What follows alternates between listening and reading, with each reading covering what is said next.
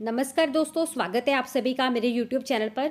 तो फ्रेंड्स, बहुत ही बड़ी खुशखबरी है। FCI यानी कि फूड कॉरपोरेशन ऑफ इंडिया की तरफ से नोटिस आ चुका है। सबसे अच्छी बात है, ये जोन वाइज वैकेंसीज है, यानी कि ऑल इंडिया में कहीं से भी है आप एलिजिबल हो, अप्लाई कर सकते हो। सबसे पहले मैं आपको जोन ही बताऊंगी ताकि आपका कोई भी टाइम वेस्ट ना हो। वैसे तो हर जोन के लिए वैकेंसीज है यहाँ पे, पर फिर भी मैं आपको पहले जोन ही बताऊंगी किस किस जोन के लिए ये वैकेंसीज आई हुई है। डिटेल्स में हम बात करेंगे। उससे पहले अगर आप चैनल पर पहली बार विजिट कर रहे हो, सब्सक्राइब कर लीजिए, बेल बटन को जरूर दबा लीजिए। इससे आपको फ्री में नोटिफिकेशन आते ही रहेंगे जब भी मैं कोई नई जानकारी डालूंगी। और आप हमारा टेलीग्राम ग्रुप ज्वाइन कर सकते हैं, जिसका लिंक आपको इसी वीडियो के डिस्क्रिप्शन में मिल जाएगा। और आप मुझे इंस्टाग्राम पे भी फॉलो कर सकते हैं, उसका लिंक भी आपको इसी वीडियो के डिस्क्रिप्शन में मिल जाएगा।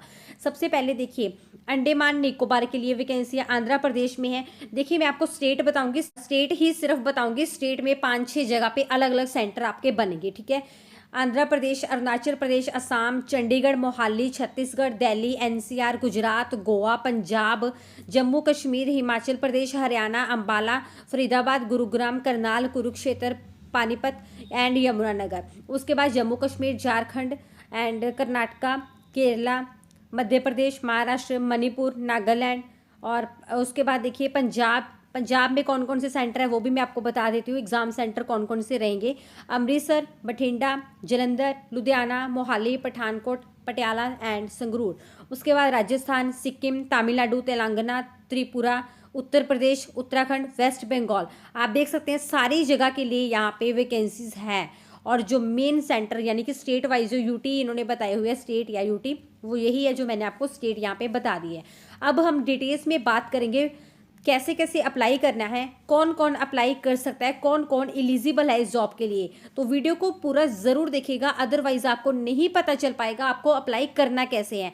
एप्लीकेशन की फीस देखिए यहाँ पे रखी गई है 500 रुपीज़। अगर आप एलिजिबल हो, आपको 500 रुपीज़ एप्लीकेशन की फीस इस जॉब के लिए पे करनी होगी। चलिए मैं आपको डिटेल्स में बताऊंगी क्या क्या वैकेंसीज रहेंगी, कौन कौन इसमें एलिजिबल रहेगा, कौन कौन मतलब अप्लाई कर सकता है। अप्लाई करने की लास्ट डेट 25 मार्च 2019 रखी गई है। सबसे पहले इसको आप नोट कर लीजिए, 25 मार्च 2019 लास्ट डेट है।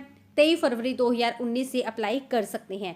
अब वैकेंसीज की पहले बात करेंगे, एलिजिबिलिटी की बात करेंगे, सिलेक्शन प्रोसीजर की डिटेल्स में बात करेंगे, कैसे कैसे कौन कौन अप्लाई कर सकता है। तो वीडियो को पूरा ज़रूर देखिएगा, स्किप मत कीजिएगा, अदरवाइज आपको नहीं पता चलने वाला अप्लाई कैसे करना है, क्योंकि आप खज्जल हो जाओगे। नोटिस बहुत ही ज़्यादा बड़ा है। मैं आपको मेन बातें बताऊंगी जो आपके लिए जाननी ज़रूरी है, ठीक है। मैं आपको मेन बातें ही बताऊंगी जो आपके लिए जाननी ज़रूरी है। तो चलिए पूरा नोटिफिकेशन देख लेते हैं। सिलेक्शन प्रोसीजर देखिए, यहाँ पे इंग्लिश लैंग्वेज के आपके 30 क्वेश्चन रहेंगे, मैक्सिमम 30 मार्क्स के रहेंगे, 20 मिनट्स का आपका टाइम होगा। रीजनिंग एबिलिटी के लिए 35 क्वेश्चन, 35 मार्क्स के 20 मिनट्स के लिए। न्यूमेरिकल एप्टीट्यूड का 35 क्वेश्चन, 35 मार्क्स के 20 मिनट्स के लिए, यानी कि 100 क्वेश्चन 100 मार्क्स के 60 मिनट्स के रहेंगे आपके लिए। और यहाँ पे इन्होंने 1/4 की नेगेटिव मार्किंग भी बताई हुई है। मतलब आप ये मान लो, इससे अच्छा मौका आपको नहीं मिलने वाला। काफ़ी ही अच्छी अपॉर्चुनिटी आपके पास आई हुई है। मैं आपको सारा डिटेल्स में बताऊंगी कैसे कैसे आपको इस जॉब के लिए अप्लाई कर लेना है। सबसे अच्छी बात है, आप ही के शहर में, आप ही के स्टेट में आपका एग्ज़ाम सेंटर बनेगा, ठीक है। ये आपका प्लस पॉइंट है। वही आपको आसपास में कोई ना कोई जॉब लोकेशन मिलेगी और परमानेंट ये जॉब होती है। सारा अब डिटेल्स में बात करेंगे कैसे कैसे आपको अप्लाई कर लेना है, क्या क्या प्रोसीजर रहेगा, क्या क्या सिलेक्शन प्रोसीजर आपका रहेगा, सारा डिटेल्स में बताऊंगी। साथ साथ सुनिए, नोट डाउन जरूर कीजिएगा, तभी जाके आप अप्लाई कर पाओगे। तो चलिए डिटेल्स में बात करेंगे। तो फ्रेंड्स, सब पहले हम बात करेंगे पोस्ट की। Zone wise, post wise vacancies यहाँ पे अलग अलग है, काफ़ी बड़ा नोटिस है। मैं आपको बताऊंगी अलग अलग क्वालिफिकेशन के हिसाब से अलग अलग वैकेंसीज यहाँ पे रखी गई है। सबसे पहली जेई सिविल इंजीनियरिंग के लिए है। यहाँ पे 29,950 तक सैलरी होगी और 18 से 28 साल आपकी यहाँ पे एज लिमिट बताई गई है। तो 46 पोस्ट इसके लिए रहेंगी। उसके बाद इलेक्ट्रिकल मैकेनिकल इंजीनियरिंग जेई के लिए same salary, same age limit, post है 30। स्टेनो ग्रेड 2 के लिए 25,530 सैलरी, 25 यहाँ पे मतलब 18 से 25 साल आपकी एज लिमिट मांगी गई है। 43 टोटल यहाँ पे पोस्ट रखी गई है। उसके बाद देखिए एजी हिंदी के लिए यहाँ पे, उसके बाद देखिए एजी हिंदी के लिए 25,530 सैलरी होगी आपकी और 18 से 28 साल एज लिमिट यहाँ पे बताई गई है। और टाइपिस्ट हिंदी के लिए 22,940, 18 से 25 साल एज लिमिट बताई गई है। एज रिलैक्सेशन भी रहेगा। एजी जनरल के लिए 22,940 सैलरी, 18 से 27 साल एज लिमिट प्लस रिलैक्सेशन होगा। एजी 3 अकाउंट्स के लिए यहाँ पे 22,940 एंड एजी 3 रिपोर्ट के लिए यानी कि 22,940 सैलरी और 27 यहाँ पे एज लिमिट लास्ट रखी गई है यानी कि 18 से 27 साल। ठीक है, उसके बाद साउथ जोन के लिए, वो थी नॉर्थ जोन के लिए, अब ये है साउथ जोन के लिए। यहाँ पे सेम सैलरी है, पोस्ट अलग अलग होंगी यानी कि साउथ जोन में भी सेम पोस्ट है। जेई की, सिविल इंजीनियरिंग की same salary, same age limit है, पोस्ट यहाँ है 26। सेकंड वाले भी पोस्ट सेम है, एज लिमिट भी सेम है, पोस्ट है 15। स्टेनो ग्रेड 2 के लिए 25,530 सैलरी। उसके बाद एजी 2 हिंदी के लिए 25,530 सैलरी होगी और एज लिमिट 18 से 28 साल, 15 पोस्ट रहेंगे। ठीक है, मैंने आपको नॉर्थ और साउथ का भी बताया है। उसके बाद देखिए ईस्ट जोन की है, वेस्ट जोन की है। जोन वाइज आप इसको खुद देख लेना क्योंकि आपका टाइम वेस्ट होगा, आप बोर हो जाएंगे, नोटिफिकेशन काफ़ी बड़ा है। मैं आपको मेन बातें बताऊंगी जो मेरे लिए आपको बतानी ज़रूरी है। क्वालिफिकेशन की बात करेंगे सबसे पहले। जेई सिविल इंजीनियरिंग के लिए ऑब्वियसली आपको पता है डिग्री अगर आपने की है सिविल इंजीनियरिंग में या डिप्लोमा किया है सिविल इंजीनियरिंग में, प्लस आपके पास 1 साल का एक्सपीरियंस यहाँ पे मांगा गया है। उसके बाद जेई इलेक्ट्रिकल मैकेनिकल में अगर आपने डिग्री की है इलेक्ट्रिकल इंजीनियरिंग में या मैकेनिकल इंजीनियरिंग की है या डिप्लोमा किया हुआ है सेम दोनों फील्ड में, इलेक्ट्रिकल या मैकेनिकल में, आपके पास 1 साल का कोई भी एक्सपीरियंस है, आप एलिजिबल हो, अप्लाई कर सकते हो।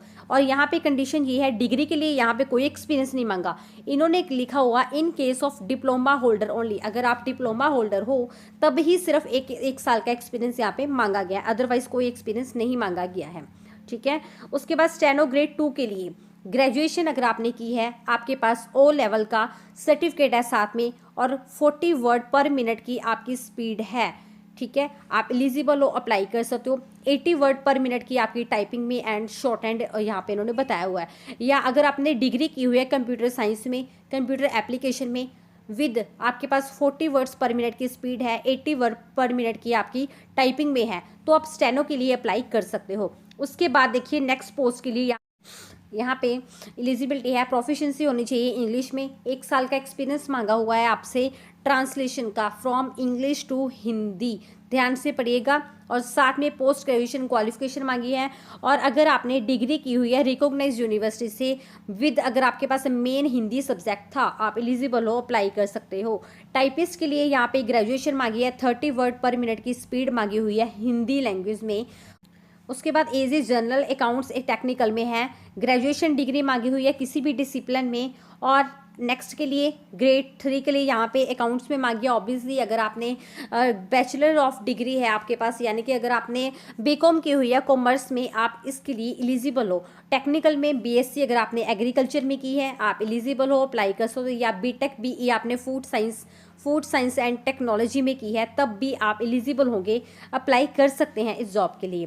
ठीक है, तो इसको आपको पढ़ना है पहले, फिर ही अप्लाई करना है। अब एज रिलैक्सेशन पहले हम देख लेते हैं। यहाँ पे SC ST के लिए 5 साल का यहाँ पे एज रिलैक्सेशन बताया गया है। OBC के लिए 3 साल का एज रिलैक्सेशन बताया गया है। PWD कैंडिडेट्स के लिए 10 साल का है। और SC ST के अगर PWD कैंडिडेट्स हैं उनके लिए 13 साल का एज रिलैक्सेशन यहाँ पे रहेगा। उसी के अकॉर्डिंगली आपको कर लेना है अप्लाई। ठीक है, पेपर 1 आपका पेपर 2 भी होगा। ठीक है, पेपर 1 मैंने आपको बता ही दिया है। काफ़ी ज़्यादा बड़ा नोटिफिकेशन है, लगभग 42+ पेजेस का है ये। ठीक है, इसको आप पढ़ लेना। कोई भी आपका डाउट है आप मुझसे कमेंट करके पूछ सकते हैं, मैं आपको लिंक दे दूँगी, सारा आप खुद से पढ़ लेना क्योंकि आप भी बोर हो जाओगे मैं इतनी लंबी वीडियो बनाऊंगी। ठीक है, जितनी मुझसे हेल्प हो पाएगी मैं डेफिनेटली आपके करूँगी, आप कमेंट करके पूछ सकते हैं। ठीक है, वीडियो को लाइक शेयर ज़रूर कीजिए। Thanks for watching.